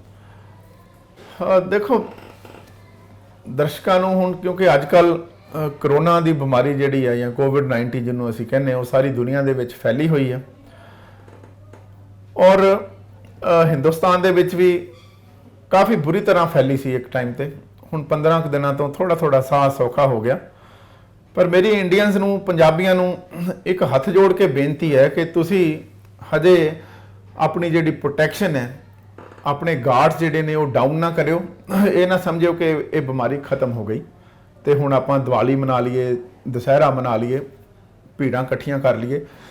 ਕਿਉਂਕਿ ਬਹੁਤ ਵੱਡਾ ਖਤਰਾ ਹੈ ਕਿ ਇਹ ਬਿਮਾਰੀ ਸਰਦੀਆਂ ਦੇ ਵਿੱਚ ਫਿਰ ਦੁਬਾਰਾ ਵਾਪਸ ਆਏਗੀ ਔਰ ਬਹੁਤ ਬਹੁਤ ਵੱਡੀ ਗਿਣਤੀ ਦੇ ਵਿੱਚ ਆਏਗੀ। ਸੋ ਆਪਣੀ ਫੈਮਿਲੀ ਦਾ, ਆਪਣੇ ਦੋਸਤਾਂ ਮਿੱਤਰਾਂ ਦਾ ਪੂਰਾ ਖਿਆਲ ਰੱਖੋ ਔਰ ਕੋਵਿਡ ਤੋਂ ਜਿੰਨੀ ਕੋਸ਼ਿਸ਼ ਕਰ ਸਕਦੇ ਹੋ ਬਚਣ ਦੀ ਉਹ ਕਰੋ। एक डॉक्टर साहब मेरा सवाल हुणे मेरे जहन च आया भी आम तौर पर देखा गया लोग बहुत पैसा किसी होर चीज़ ते गड्डी भी वधिया ले लेंगे हाँ जी। अपनी सेहत ते पैसा खर्च नहीं करते ना इंश्योरेंस कराने। That is again very unfortunate. ਜੇ ਅਸੀਂ ਬਾਹਰਲੇ ਕਿਸੇ ਕੰਟਰੀ ਦੀ ਗੱਲ ਕਰੀਏ ਭੰਡਾਰੀ ਸਾਹਿਬ, ਤੇ ਉੱਥੇ ਤਕਰੀਬਨ 96 ਜਾਂ 94% ਲੋਕਾਂ ਦੀ ਹੈਲਥ ਇੰਸ਼ੋਰੈਂਸ ਹੋਈ ਹੁੰਦੀ ਹੈ ਜਾਂ ਉਹਨਾਂ ਦੀਆਂ ਸਰਕਾਰਾਂ ਨੇ ਕਰਾਈ ਹੁੰਦੀ ਹੈ, ਜਿਸ ਤਰ੍ਹਾਂ ਕੈਨੇਡਾ ਵਰਗੇ ਕੰਟਰੀ ਨੇ, ਜਾਂ ਲੋਕਾਂ ਨੂੰ ਆਪ ਕਰਾਉਣੀ ਪੈਂਦੀ ਹੈ, ਜਾਂ ਮਿਕਸਡ ਹੁੰਦਾ ਹੈ, ਕੁਝ ਪ੍ਰਾਈਵੇਟ ਕਰਾ ਲੈਂਦੇ ਨੇ, ਕੁਝ ਸਰਕਾਰੀ ਕਰਾ ਲੈਂਦੇ ਨੇ, ਪਰ 96% ਪੀਪਲ ਆਰ ਇੰਸ਼ੋਰਡ। ਔਰ ਇੰਡੀਆ ਦੇ ਵਿੱਚ ਸਿਰਫ 12% ਲੋਕਾਂ ਦੀ ਹੈਲਥ ਇੰਸ਼ੋਰੈਂਸ ਹੋਈ ਹੈ, ਬਾਕੀ 88% ਲੋਕਾਂ ਦੀ ਹੈਲਥ ਇੰਸ਼ੋਰੈਂਸ ਨਹੀਂ ਹੋਈ ਹੋਈ। ਬਹੁਤ ਸਾਰੇ ਪੜ੍ਹੇ ਲਿਖੇ ਲੋਕ ਵੀ ਜਾਂ ਰਿਚ ਲੋਕ ਜਿਹੜੇ ਅਫੋਰਡ ਕਰ ਸਕਦੇ ਉਹ ਵੀ ਆਪਣੀ ਸਿਹਤ ਦੀ ਜਿਹੜੀ ਇੰਸ਼ੋਰੈਂਸ ਹੈ ਉਹ ਨਹੀਂ ਕਰਾਉਂਦੀ। ਬਹੁਤ ਹੈਰਾਨੀ ਹੁੰਦੀ ਕਈ ਵਾਰੀ ਕਿਸੇ ਆਫੀਸਰਸ ਨੂੰ, ਕਈਆਂ ਨੂੰ ਪੁੱਛੀਦਾ ਵੀ ਇੰਸ਼ੋਰੈਂਸ ਨਹੀਂ। ਸੋ ਜਦੋਂ ਤੱਕ ਤੁਸੀਂ ਆਪਣੇ ਆਪ ਨੂੰ ਇੰਸ਼ੋਰੈਂਸ ਨਹੀਂ ਕਰਾਓਗੇ, ਆਪਣੀ ਹੈਲਥ ਇੰਸ਼ੋਰੈਂਸ, ਉਦੋਂ ਤੱਕ ਜਿਹੜਾ ਚੰਗਾ ਇਲਾਜ ਜਿਹੜਾ ਨਾ ਤੁਸੀਂ ਉਹਦੇ ਤੋਂ ਵਾਂਝੇ ਰਹਿ ਜਾਓਗੇ। ਹਸਪਤਾਲਾਂ ਦੇ ਵਿੱਚ ਵੀ ਜਿਹੜੀ ਹੈ ਨਾ ਉਹ ਇੰਨੀ ਸ਼ਕਤੀ ਨਹੀਂ ਹੁੰਦੀ ਕਿ ਸਾਰੇ ਮਰੀਜ਼ਾਂ ਦਾ ਇਲਾਜ ਸਸਤਾ ਕਰ ਸਕੇ ਜਾਂ ਬਹੁਤਿਆਂ ਦਾ ਇਲਾਜ ਫ੍ਰੀ ਕਰ ਸਕੇ, ਕਿਉਂਕਿ ਉਹ ਸਰਕਾਰਾਂ ਵੀ ਨਹੀਂ ਕਰ ਸਕਦੀਆਂ। ਤੁਸੀਂ ਸਰਕਾਰੀ ਹਸਪਤਾਲਾਂ ਦਾ ਵੀ ਹਾਲ ਦੇਖਿਆ, ਹਾਲਾਂਕਿ ਬਹੁਤ ਕੁਝ ਕਰਦੀ ਹੈ ਸਰਕਾਰ। ਹਸਪਤਾਲ ਜਿਹੜੇ ਸਰਕਾਰੀ ਨੇ ਉਹ ਵੀ ਬਿਜ਼ੀ ਰਹਿੰਦੇ ਆ, ਮਰੀਜ਼ਾਂ ਨਾਲ ਭਰੇ ਰਹਿੰਦੇ ਆ, ਪਰ ਉਹ ਵੀ ਸਾਰੇ ਲੋਕਾਂ ਦਾ ਫ੍ਰੀ ਇਲਾਜ ਨਹੀਂ ਕਰ ਸਕਦੇ। ਸੋ ਮੇਰੀ ਹੱਥ ਜੋੜ ਕੇ ਬੇਨਤੀ ਆ ਸਾਰੇ ਇੰਡੀਅਨਸ ਨੂੰ ਕਿ ਆਪਣੇ ਪੇਰੈਂਟਸ ਦੀ, ਆਪਣੇ ਬੱਚਿਆਂ ਦੀ ਪਹਿਲੇ ਦਿਨ ਤੋਂ ਹੈਲਥ ਇੰਸ਼ੋਰੈਂਸ ਕਰਾਓ, ਤਾਂ ਕਿ ਜਦੋਂ ਵੀ ਤੁਹਾਡੇ ਤੇ ਕੋਈ ਭੀੜ ਬਣੇ, ਤੁਹਾਨੂੰ ਕਿਸੇ ਦੇ ਮੂੰਹ ਵੱਲ ਨਾ ਦੇਖਣਾ ਪਵੇ, ਤੁਹਾਨੂੰ ਕੋਈ ਸਿਫਾਰਿਸ਼ ਨਾ ਕਰਾਉਣੀ ਪਵੇ ਕਿਸੇ ਲੀਡਰ ਸਾਹਿਬਾਨ ਦੀ, ਕਿਸੇ ਆਫੀਸਰ ਸਾਹਿਬਾਨ ਦੀ, ਜਾਂ ਕਿਸੇ ਡਾਕਟਰ ਦੇ ਤਰਲੇ ਨਾ ਕਰਨੇ ਪੈਣ ਜਾ ਕੇ, ਡਾਕਟਰ ਸਾਹਿਬ ਮੇਰੇ ਕੋਲ ਪੈਸੇ ਨਹੀਂ ਹੈਗੇ। ਜੇ ਆਪਣੀ ਇੰਸ਼ੋਰੈਂਸ ਕਰਾਈ ਹੋਵੇ, ਬੜੇ ਮਾਣ ਦੇ ਨਾਲ ਤੁਸੀਂ ਹਸਪਤਾਲ, ਜਿਹੜੇ ਮਰਜ਼ੀ ਵੱਡੇ ਤੋਂ ਵੱਡੇ ਹਸਪਤਾਲ ਚਲੇ ਜਾਓ, ਆਪਣਾ ਕਾਰਡ ਪੇਸ਼ ਕਰੋ ਔਰ ਤੁਹਾਡੇ ਬੈਸਟ ਟ੍ਰੀਟਮੈਂਟਸ ਜਿਹੜੀਆਂ ਨੇ ਉਹ ਇੰਡੀਆ 'ਚ ਅਵੇਲੇਬਲ ਨੇ, but provided you have an insurance. अच्छा डॉक्टर साहब, जिवें तुसीं दस्सिया भी ये टेक्निक बहुत अच्छी है, क्या विदेशों तो आस-पास ਦੇ ਲੋਕ ਜਿਹੜੇ ਆਪਣੇ ਕੰਟਰੀਜ਼ ਨੇ ਜਾਂ ਦੂਰ ਦੇ ਕੰਟਰੀਜ਼ ਵੀ ਨੇ, ਯੂਰੋਪੀਅਨ ਕੰਟਰੀ, ਉੱਥੋਂ ਮਰੀਜ਼ ਆਪਣੇ ਕੋਲ ਆਉਂਦੇ ਨੇ ਇਲਾਜ ਕਰਾਉਣ ਵਾਸਤੇ, ਖਾਸ ਕਰ ਜੋੜ ਬਦਲਾਉਣ ਵਾਸਤੇ? ਹਾਂ, ਡੈਫੀਨੇਟਲੀ ਜੋੜ ਬਦਲਣ ਲਈ ਤਾਂ ਬਾਹਰੋਂ ਕਾਫੀ ਮਰੀਜ਼ ਆਉਂਦੇ ਨੇ। ਦੁਬਈ ਤੋਂ ਮਰੀਜ਼ ਆ ਜਾਂਦੇ ਨੇ ਔਰ ਯੂਰਪੀਅਨ ਕੰਟਰੀ ਜਿਸ ਤਰ੍ਹਾਂ ਜਰਮਨੀ ਹੋ ਗਿਆ, ਉੱਥੋਂ ਮਰੀਜ਼ ਆ ਜਾਂਦੇ ਨੇ, ਔਰ ਕੈਨੇਡਾ ਤੋਂ, ਅਮਰੀਕਾ ਤੋਂ ਕਾਫੀ ਲੋਕ ਆ ਜਾਂਦੇ ਨੇ। ਹਜੇ ਪਿਛਲੇ ਹਫਤੇ ਹੀ ਇੱਕ ਭਾਈ ਸਾਹਿਬ ਦੁਬਈ ਤੋਂ ਆਏ ਹੋਏ ਸੀ, ਸਰਦਾਰ ਜੀ, ਔਰ ਇੱਕ ਭੈਣ ਜੀ ਜਿਨ੍ਹਾਂ ਦਾ 1.5 ਸਾਲ ਪਹਿਲਾਂ ਰੋਬੋਟ ਦੇ ਨਾਲ ਰਾਈਟ ਨੀ ਚੇਂਜ ਕੀਤਾ ਸੀ, ਉਹ ਹੁਣ ਦੁਬਾਰਾ 1.5 ਸਾਲ ਬਾਅਦ ਆਪਣਾ ਦੂਜਾ ਗੋਡਾ ਜਿਹੜਾ ਨੇ ਉਹ ਚੇਂਜ ਕਰਾ ਕੇ ਗਏ ਨੇ। ਭੰਡਾਰੀ ਸਾਹਿਬ, ਫੋਰਨ ਕੰਟਰੀਜ਼ ਤੋਂ ਬਹੁਤ ਸਾਰੇ ਮਰੀਜ਼ ਅੰਮ੍ਰਿਤਸਰ 'ਚ ਆ ਸਕਦੇ ਨੇ, ਪਰ ਥੋੜ੍ਹੀਆਂ ਜਿਹੀਆਂ ਲਿਮਿਟੇਸ਼ਨਸ ਹੈ ਸਾਡੇ, ਕਹਿ ਲਓ ਕਿ 에ਅਰਪੋਰਟ ਦੀਆਂ ਜਾਂ 에ਅਰ ਕਨੈਕਟੀਵਿਟੀ ਦੀਆਂ। ਤੇ ਜੇ ਕਿਤੇ ਇੱਥੋਂ ਅੰਮ੍ਰਿਤਸਰ ਤੋਂ ਡਾਇਰੈਕਟ ਫਲਾਈਟਸ ਸ਼ੁਰੂ ਹੋ ਜਾਣ ਜ਼ਿਆਦਾ ਕੰਟਰੀਜ਼ ਨੂੰ, ਕਿਉਂਕਿ ਦੇਖੋ ਜਿਹੜੇ ਵੀ ਮਰੀਜ਼ ਨੇ ਟ੍ਰੀਟਮੈਂਟ ਕਰਾਉਣ ਜਾਣਾ ਨਾ, ਉਹਦੇ ਦਿਮਾਗ 'ਚ ਇੱਕੋ ਗੱਲ ਹੁੰਦੀ ਆ ਕਿ ਮੈਂ ਫਲਾਈਟ 'ਤੇ ਆਪਣੇ ਕੰਟਰੀ 'ਚੋਂ ਬੈਠਾਂ ਤੇ ਸਿੱਧਾ ਇੱਕ ਡੈਸਟੀਨੇਸ਼ਨ 'ਤੇ ਜਾ ਕੇ ਉਤਰਾਂ, ਉੱਥੋਂ ਅੱਗੇ ਮੈਨੂੰ ਟਰੈਵਲ ਨਾ ਕਰਨਾ ਪਵੇ, ਮੇਰਾ ਇਲਾਜ ਉੱਥੇ ਹੋ ਜਾਏ। ਡਾਕਟਰ ਸਾਹਿਬ, ਇਹਦੇ ਨਾਲ ਇੱਕ ਸਵਾਲ ਹੈ, ਮੈਂ ਭੁੱਲਣਾ ਜਾਵਾਂ ਜੀ, ਉੱਥੋਂ ਲੋਕ ਕਿਉਂ ਆਮ ਤੌਰ ਤੇ ਇਹ ਦੇਖਿਆ ਸਾਡੇ ਕਈ ਲੀਡਰ ਬਾਹਰ ਇਲਾਜ ਕਰਾਉਣ ਜਾਂਦੇ ਆ, ਵੀ ਕੀ ਰੀਜ਼ਨ ਹੈ ਉੱਥੋਂ ਲੋਕ ਇੱਥੇ ਆ ਰਹੇ ਆ ਇਲਾਜ ਕਰਾਉਣ ਵਾਸਤੇ? ਉਹਦੇ 2-3 ਰੀਜ਼ਨ ਹੈਗੇ ਆ ਜੀ, ਕਿ ਇੱਕ ਤੇ ਇੰਡੀਅਨ ਡਾਕਟਰਸ ਜਿਹੜੇ ਨੇ ਇਹ ਸਾਰੀ ਦੁਨੀਆ 'ਚ ਮਸ਼ਹੂਰ ਨੇ, ਔਰ ਅਮਰੀਕਾ ਦਾ ਤਾਂ ਤਕਰੀਬਨ 40-50% ਜਿਹੜਾ ਮੈਡੀਕਲ ਪ੍ਰੋਫੈਸ਼ਨ ਆ ਉਹ ਇੰਡੀਅਨ ਡਾਕਟਰਸ ਦੇ ਸਿਰ ਤੇ ਚੱਲਦਾ। ਦੂਸਰਾ ਵੱਡਾ ਕਾਰਨ ਹੈ ਕਿ ਇੱਥੇ ਮਰੀਜ਼ਾਂ ਦੀ ਗਿਣਤੀ ਬਹੁਤ ਜ਼ਿਆਦਾ, ਔਰ ਡਾਕਟਰਸ ਦੀ ਜਿਹੜੀ ਐਕਸਪਰਟੀਜ਼ ਹੈ, ਉਹਨਾਂ ਦੀ ਪ੍ਰੈਕਟਿਸ ਜਿਹੜੀ ਉਹ ਬਹੁਤ ਜ਼ਿਆਦਾ ਹੁੰਦੀ ਹੈ। ਬਾਕੀ ਇੱਕ ਬਹੁਤ ਵੱਡਾ ਕਾਰਨ ਹੋਰ ਵੀ ਹੈ, ਇਕਨੋਮੀ।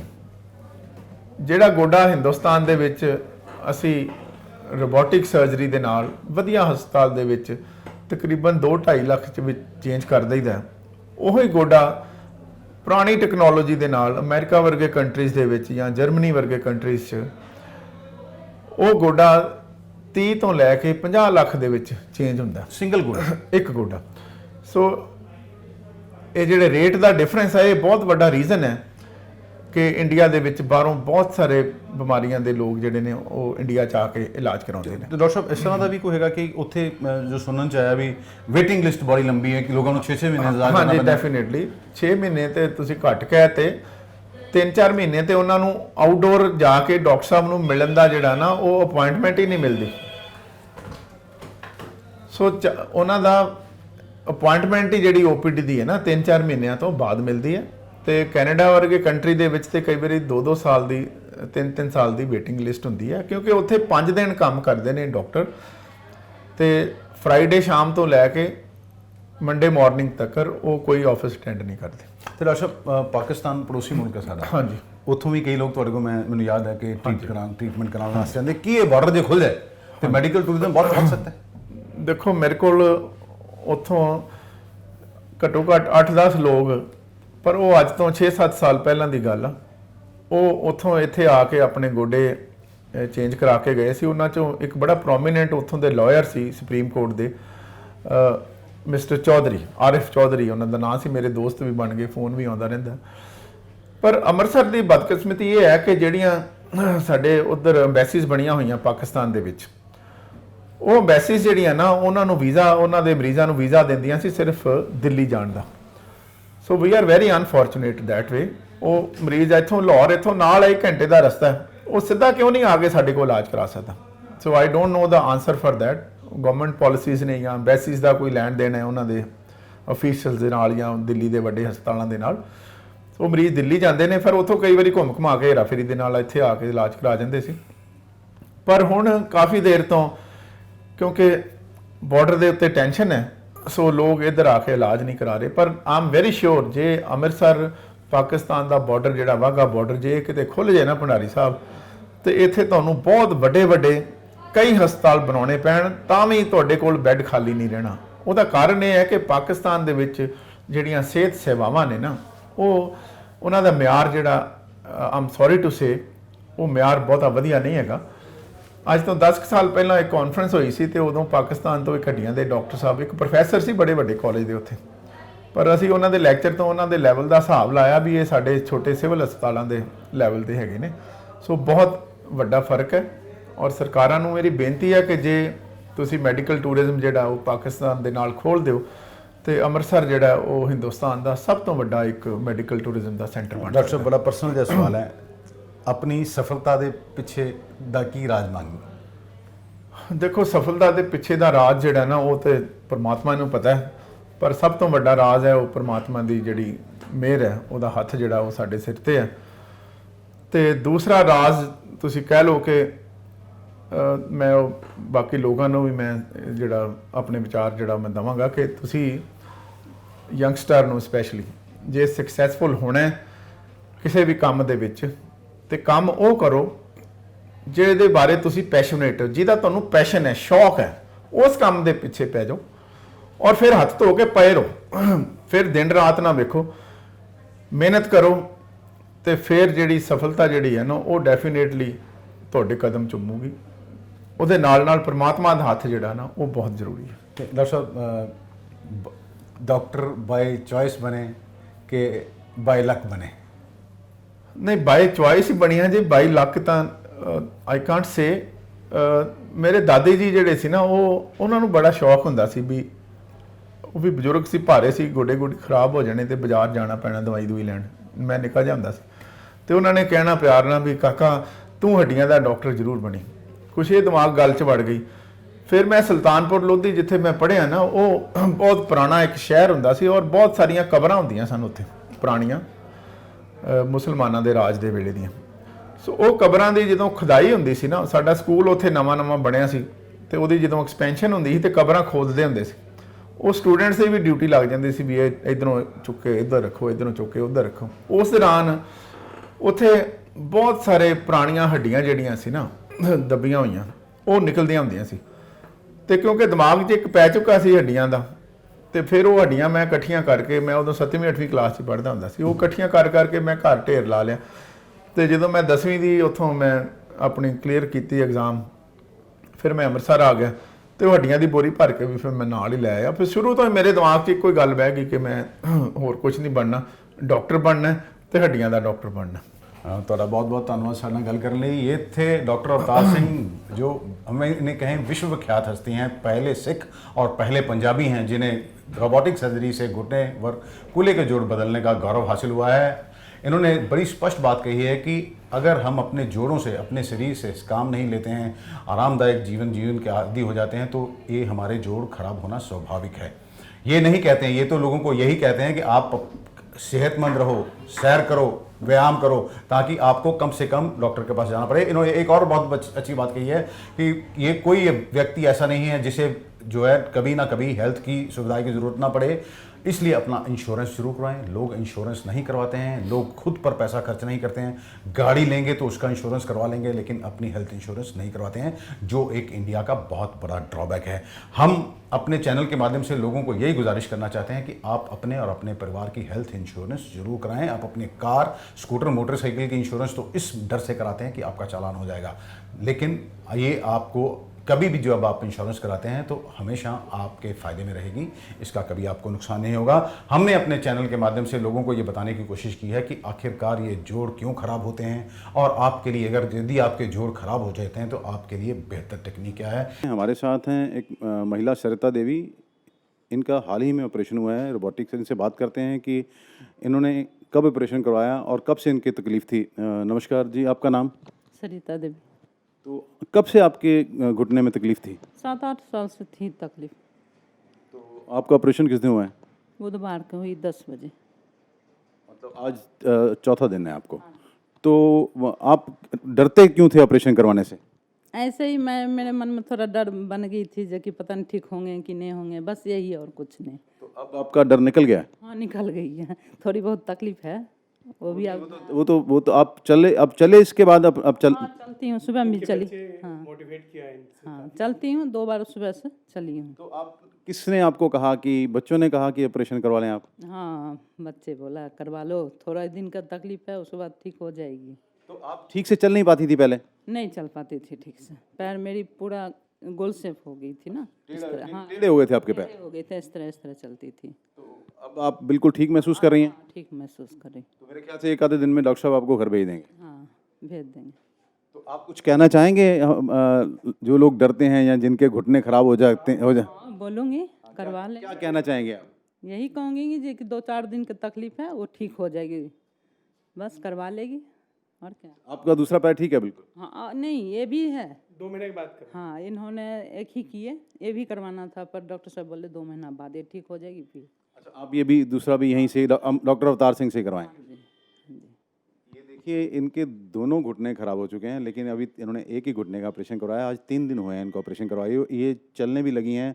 ये पहले इनके मन में इतना डर था कि ऑपरेशन नहीं करवाना है, लेकिन डॉक्टर अवतार ने इनकी सारी शंकाएं दूर कर दी हैं। पापा जी, ਤੁਹਾਡਾ ਨਾਮ ਕੀ ਹੈ? ਅਵਤਾਰ ਸਿੰਘ ਕਿੱਥੋਂ ਆਏ ਹੋ? ਫਰੀਦਕੋਟ ਤੋਂ। ਤੇ ਕਿੱਦਣ ਆਪਰੇਸ਼ਨ ਹੋਇਆ ਤੁਹਾਡਾ? ਆਪਰੇਸ਼ਨ ਕਿੱਦਣ ਹੋਇਆ? ਇਹ 23 ਤਰੀਕ ਨੂੰ ਹੋਇਆ। ਤੇ ਹੁਣ ਤੁਸੀਂ ਪਹਿਲੇ ਕਾਫੀ ਤਕਲੀਫ ਸੀ ਤੁਹਾਨੂੰ? ਹਾਂ ਤੇ ਹੁਣ ਠੀਕ ਮਹਿਸੂਸ ਕਰ ਰਹੇ ਹੋ? ਹਾਂ ਹੁਣ ਠੀਕ ਹੀ ਆ। ਸਾਡੇ ਨਾਲ पैर बार चलता निका। हमारे साथ इनकी पत्नी भी हैं, इनसे बात करते हैं। ਤੁਹਾਡਾ ਨਾਮ? ਸ਼ਿਵਿੰਦਰ ਕੌਰ, ਕਿੱਥੋਂ ਆਏ ਹੋ? ਫਰੀਦਕੋਟ ਤੋਂ। ਕਦੋਂ ਤੋਂ ਤਕਲੀਫ ਸੀ ਇਹਨਾਂ ਨੂੰ, ਸਰਦਾਰ ਜੀ ਨੂੰ? ਇਹਨਾਂ ਨੂੰ 2 ਸਾਲ ਤੋਂ ਸੀ ਤਕਲੀਫ। ਤੇ ਤੁਹਾਨੂੰ ਕਿਹੜੀ ਰੋਬੋਟਿਕ ਸਰਜਰੀ ਕਰਾਈ ਹੈ? ਹਾਂਜੀ, ਤੁਹਾਨੂੰ ਕਿਹਨੇ ਦੱਸਿਆ ਸੀ ਵੀ ਅਮਨਦੀਪ ਹਸਪਤਾਲ ਦੇ ਵਿੱਚ ਰੋਬੋਟਿਕ ਸਰਜਰੀ ਹੁੰਦੀ ਹੈ? ਮੇਰੀ ਜਠਾਣੀ ਦਾ ਆਪਰੇਸ਼ਨ ਹੋਇਆ ਸੀ, ਅਸੀਂ ਉਹਨਾਂ ਦਾ ਪਤਾ ਲੈਣ ਗਏ ਸੀਗੇ। ਸਾਨੂੰ ਉੱਥੋਂ ਇਹਨਾਂ ਦਾ ਪਤਾ ਲੱਗਾ ਵੀ ਬਹੁਤ ਵਧੀਆ ਟ੍ਰੀਟਮੈਂਟ ਹੋਇਆ, ਉਹ ਵਧੀਆ ਘੁੰਮ ਫਿਰ ਸਕਦੇ ਵੀ। ਉਹਨਾਂ ਦਾ ਵੀ ਗੋਡੇ ਦਾ ਆਪਰੇਸ਼ਨ ਹੋਇਆ ਸੀਗਾ? ਹਾਂਜੀ, ਉਹਨਾਂ ਦੇ ਗੋਡੇ ਦਾ ਹੋਇਆ ਸੀ। ਤੇ ਹੋਰ ਵੀ ਕਿਸੇ ਦਾ ਤੁਹਾਡੇ ਜਾਣਕਾਰ ਦਾ ਇੱਥੇ ਆਪਰੇਸ਼ਨ ਹੋਇਆ? ਸਾਡੇ ਉਹ ਪਿੰਡ ਦੇ ਵਿੱਚੋਂ ਵੀ ਢੁੱਡੀ ਪਿੰਡ 'ਚ ਵੀ ਮੁੰਡੇ ਦਾ ਐਕਸੀਡੈਂਟ ਹੋ ਗਿਆ ਸੀਗਾ, ਬਹੁਤ ਬੁਰੀ ਹਾਲਤ ਦੇ ਵਿੱਚ ਸੀ, ਜੋ ਕਿ ਇੱਥੋਂ ਬਚ ਕੇ ਗਿਆ। ਅੱਛਾ, ਤੁਸੀਂ ਜਿਵੇਂ ਦੱਸਿਆ ਵੀ ਤੁਸੀਂ ਆਸਟ੍ਰੇਲੀਆ, ਤੁਹਾਡੇ ਬੱਚੇ ਆਸਟ੍ਰੇਲੀਆ ਰਹਿੰਦੇ ਨੇ, ਤੇ ਉੱਥੇ ਨਹੀਂ ਸਰਦਾਰ ਜੀ ਦਾ ਆਪਰੇਸ਼ਨ ਕਰਾਇਆ ਆਸਟ੍ਰੇਲੀਆ ਤੋਂ? ਉੱਥੇ ਸਾਨੂੰ ਮਹਿੰਗਾ ਪੈਂਦਾ ਹੈ ਜੀ, ਕਿਉਂਕਿ ਉੱਥੇ PR ਨਹੀਂ, ਇਸ ਕਰਕੇ, ਤੇ ਬਾਕੀ ਟਾਈਮਿੰਗ ਬਹੁਤ ਲੱਗਦੀ ਆ। ਅੱਛਾ, ਉੱਥੇ ਵਾਰੀ ਵੀ ਲੇਟ ਆਉਂਦੀ ਹੈ? ਹਾਂਜੀ, ਵਾਰੀ ਲੇਟ ਆਉਂਦੀ। ਡਾਕਟਰ ਨੂੰ ਦਿਖਾਇਆ ਸੀ, ਕੀ ਕਿਹਾ ਉੱਥੇ? ਹਾਂਜੀ, ਮੈਡੀਸਨ ਚੱਲਦੀ ਸੀ ਉੱਥੋਂ।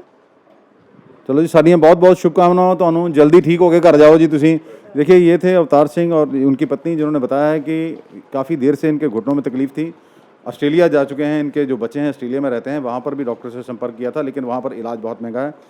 इनकी जेठानी और इनके गांव के कुछ लोग हैं जिन्होंने यहाँ पर पहले भी ऑपरेशन कराए हैं। वहीं से इन्हें पता चला कि अमनदीप अस्पताल में डॉक्टर अवतार सिंह जो हैं रोबोटिक सर्जरी के साथ ऑपरेशन कर रहे हैं, इसलिए यहाँ पर ऑपरेशन करने के लिए आए हैं। ये अपने आप को बिल्कुल ठीक महसूस कर रहे हैं। हमारी भी इनको शुभकामनाएं हैं।